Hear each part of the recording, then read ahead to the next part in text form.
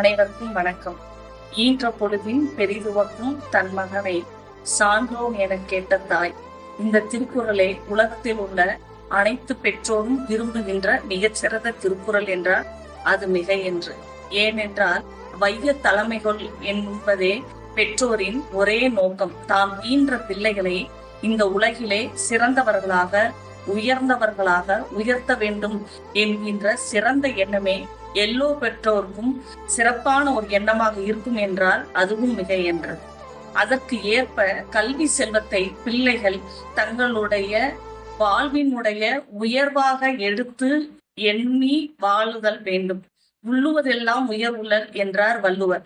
வள்ளுவரின் வாக்கிற்கு இணங்க தங்களினுடைய வாழ்க்கையிலே அவர்கள் மிகச்சிறந்த ஒரு மைய புள்ளியாக எடுத்து செயல்பட வேண்டியது கல்வி என்பதை உணர்த்தி நன்றி கூறி விடைபெறுகின்றேன். நன்றி.